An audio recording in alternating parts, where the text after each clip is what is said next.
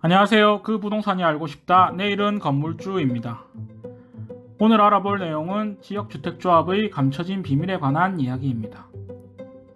먼저 간략하게 지역주택조합이 어떤 것인지에 대해 알아보고 감춰진 비밀을 파보겠습니다. 알아보기 전에 구독과 좋아요 부탁드립니다. 구독과 좋아요는 영상을 만드는 데 큰 힘이 됩니다. 오늘 알아볼 내용은 조금 민감한 내용일 수도 있습니다. 그러나 더 이상의 피해자가 생기지 않길 바라는 마음에서 제작하였습니다. 모든 지주택이 다 이렇지는 않을 겁니다. 여러분은 지역주택조합 하면 어떤 것이 떠오르시나요? 저렴한 분양가, 사기꾼, 되긴 할까? 저는 조금 다른 생각을 하게 됩니다. 바로 지옥과 함정, 비밀이 생각납니다. 저를 포함한 대다수의 사람들이 왜 이렇게 부정적 인식과 안 좋은 조언을 쏟아내는지 알아보도록 하겠습니다. 먼저 지역주택조합의 정의를 보면 동일 지역 내에 거주하는 85제곱미터 이하 1주택 소유자 또는 무주택자들이 조합을 구성, 특정 구역에 토지를 확보하여 아파트를 건설한다는 좋은 취지의 사업입니다. 지역주택조합은 이론적으로는 서민들의 내 집 마련을 위해 아주 금상첨화인 그야말로 대박인 제도입니다. 그 이유는 서민을 위한 제도라 규제가 작고 재개발 대비 절차가 간소화되어 사업 추진이 빠르기 때문이죠. 재개발과 차이를 간략하게 설명드리면 내 땅과 집을 가지고 조합을 구성해 사업을 하면 재개발이고요. 내 땅이 아니고 남의 땅에 아파트를 짓겠다고 생각하고 사업을 진행하면 지역주택조합입니다. 이제 일반인들이 지역주택조합에 왜 가입하는지, 감춰진 비밀은 무엇인지에 대해 알아보겠습니다. 대부분의 일반인들은 처음엔 지주택에 관심이 없습니다. 무슨 말인지조차도 알지 못하죠. 그런데 본인이 집을 구하든 투자의 목적이든 어떤 루트로 인해 부동산에 관심을 갖게 되면 눈여겨보는 지역이 생기게 됩니다. 그런데 실제로 인터넷이나 공인중개사를 통해 시세 조사를 하게 되면 일반적인 상황에서 좋아 보이는 지역은 가격이 만만치 않을 겁니다. 계속 조사를 하다 보니 주변 시세의 반값에 아파트를 준다는 광고를 보게 됩니다. 이것에 혹해 구경이나 해보자 하고 홍보관을 방문하게 되며 그곳에 들어가시게 되면 온갖 좋은 말과 감언이설로 지금 계약을 하지 않으면 마치 바보가 되는 것처럼 유혹합니다. 그리고 계약서에 도장을 찍게 만듭니다. 세상에 싸고 좋은 게 있으면 남에게 추천할까요? 물론 거기서 설명하시는 분들은 잘 모르실 수 있습니다. 직접 계약을 하시는 분들도 있고요. 이렇게 지역주택조합에 가입을 하시게 되는 순간부터 지옥이 펼쳐지게 됩니다. 이제 감춰진 비밀에 대해 하나씩 설명드리도록 하겠습니다. 비밀을 말씀드리기 전에 지금부터 제가 말씀드리는 것은 모든 지주택을 말하는 게 아닙니다. 정말 악의적이고 나쁜 사람들이 행하는 방법임을 참고하십시오. 모든 지주택이 다 그렇진 않을 겁니다. 첫 번째로 토지사용권 확보입니다. 이 말이 참 웃깁니다. 글만 보면 뭔가 대단한 것 같지만 모르는 분들은 토지가 확보됐다고까지 생각하시죠. 하지만 토지에 대한 사용 승낙서를 받았다는 것일 뿐입니다. 사용 동의서 같은 개념이고요. 아직 토지를 매매한 것이 아닙니다. 실제로 지주택을 진행하기 위한 지역에 가서 임장을 해보시면 토지 사용 승낙서라는 걸 들어보지도 못한 지주분들도 많고 들었지만 그런 사업에 참여 안 한다라고들 말하십니다. 그런데 어떻게 지주택을 운영하는 사람들은 토지 사용권을 확보했다고 말하는 걸까요?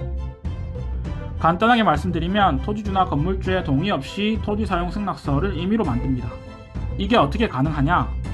먼저 지주택이 될 토지가 몇 필지인지 조사 후 그 토지의 등기부를 다 출력합니다.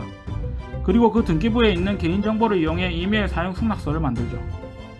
등기부에 있는 개인정보를 쓰고 주민번호 뒷자리와 주소 D는 지워버리고 전화번호는 임의로 지어냅니다. 그리고 막도장으로 조작을 하는 방식입니다. 이걸 속아하시겠지만 실제 토지주가 많을 경우 등기부와 같이 편찬해 놓으면 엄청난 두께의 책이 됩니다.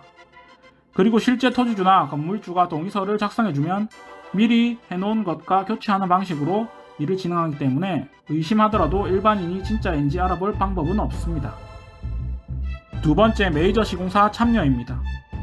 엄밀히 말하면 시공 예정사이죠. 예정이란 건 시공을 할 수도 있고 안 할 수도 있다는 말입니다. 그런데 주택을 보러 가시면 마치 메이저 브랜드가 들어오기로 확정났다는 식으로 말을 해버리죠. 말이 아하고 어는 다릅니다. 시공사와 MOU를 맺어 그 브랜드만 잠시 달아놓은 것입니다. 물론 시공사에선 이 일에 일절 관여하지 않습니다. 왜냐하면 예정사니까요. 될지 안 될지도 모르는 사업이라 발만 걸쳐놓은 것입니다. 그리고 문제가 생기면 바로 그 시공사에선 발을 빼버립니다. 세 번째, 조합 설립 인가 완료입니다. 이 말도 보시면 뭔가 하고 있구나, 사업이 되는구나 하실 겁니다. 마치 엄청 큰 일을 한 듯 조합원을 모아놓고 행사를 합니다. 물론 조합원 돈으로 말이죠. 제가 봤던 최악의 지주택 현장은 조합 설립 인가를 하기 위해 명의를 대여해서 조합 설립 인가를 받고 새로운 조합원을 모집하여 대여한 명의의 조합원과 바꿔치기 하는 방식을 쓰는 곳도 보았습니다. 물론 지주택 하는 입장에선 큰 일을 한 건 맞습니다. 저렴하게 내 집 마련의 꿈을 꾸는 과반수를 모았으니까요. 그리고 그분들이 피땀 흘려 번 돈을 쓸 수 있을 테니까 말이죠.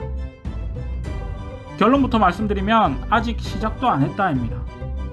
개정 전 법으로 하면 토지를 사지도 않았고 개정 후 법으로 하면 이제 15%의 토지를 산 겁니다. 사업계획 승인을 받으려면 토지의 95%를 사야 합니다. 95%를 사면 법적으로는 5%는 강제로 가져갈 수 있거든요. 법적으로 말이죠. 네 번째, 추가 분담금 없음입니다. 자, 좀 전에 사업계획 승인을 받기 위해선 토지의 95%를 사야 한다고 말씀드렸습니다. 이제 조합원도 많이 모아서 돈도 제법 늘었고 사업을 하려는 마음이 있으면 땅을 살 겁니다. 근데 여기서 문제가 발생합니다.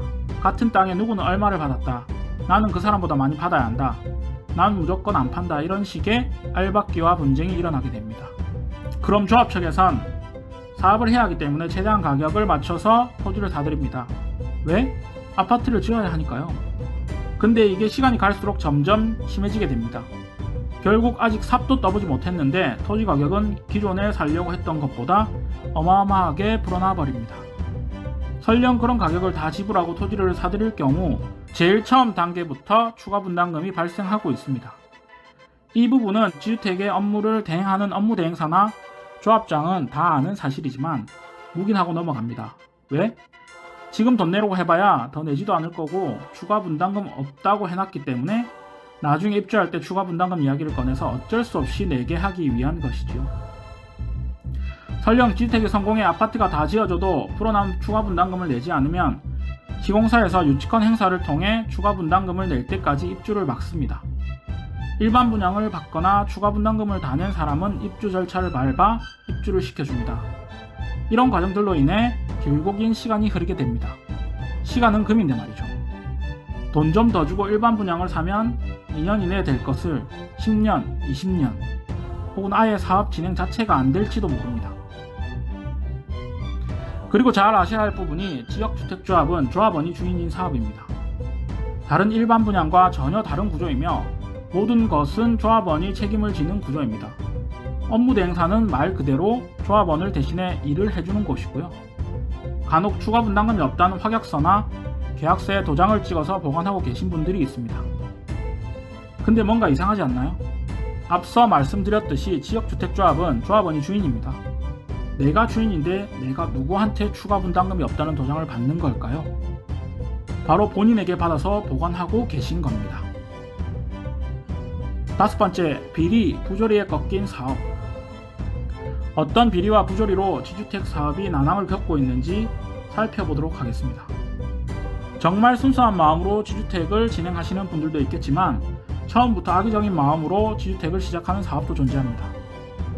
지주택조합의 대변인이 되어야 할 조합장과 업무대행사가 한통속이 되어 오로지 돈을 빼내기 위한 목적으로 일을 진행하게 되면 그 피해는 고스란히 조합원에게로 돌아옵니다. 미리 지주택을 진행할 곳을 알고 있는 이 사람들은 그 부지들을 차명으로 처음부터 싼 값에 매입해둡니다. 그리고 사업이 순조롭게 진행되어 토지의 약 90% 이상을 매입할 때쯤 본색을 드러내기 시작합니다. 차명으로 알바가 둔 토지로 조합과 시군청을 상대로 사업계획 무산 신청 소송을 진행하여 최대 3심까지 재판 계획을 세웁니다. 그리고는 토지 매입을 방해하며 본인들의 토지값을 최대한 뻥튀기 시켜 매도합니다. 그로 인해 피해를 보는 것은 아무것도 모르는 조합원이고요. 지주택 측에서 이런 말을 하는 곳도 있습니다. 신탁사와 계약되어 있고 신탁통장으로 돈이 입금되기 때문에 안전하다. 그러나 신탁은 말 그대로 돈을 맡아주기만 합니다. 조합 측과 계약서를 작성할 때 조합원을 N프로 모집하면 얼마씩 지급하기로 계약을 하죠.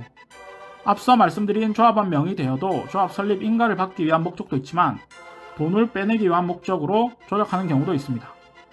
지주택 사업을 진행하면서 업무를 대신 해주는 업무 대행사는 크게 리스크가 없습니다. 본인들이 투자해야 할 돈도 적으며 초기 조합원이 내는 돈으로 사업이 진행되기 때문에 사업이 무산되거나 실패해도 법인을 없애면 그만이고 빠져나갈 구멍은 많습니다. 시간이 길어질수록 업무 대행사는 배가 부르는 구조인 셈이죠. 자, 이 내용을 보시고도 지역주택조합을 가입하시겠습니까? 다시 한번 말씀드리지만 모든 지주택이 다 이렇다는 내용이 아닙니다. 그 부분을 참고해 주시고요. 돈 좀 더 주고 2-3년 안에 새 집 사서 편하게 사시길 바랍니다. 항상 싼 게 비지떡이고 이유 없이 싼 건 없습니다. 판단은 각자의 몫이나 지역주택조합만큼은 쳐다도 보지 말라고 말씀드리고 싶습니다. 이상 내일은 건물주였고요. 구독, 좋아요 꼭 좀 눌러주십시오. 항상 감사합니다.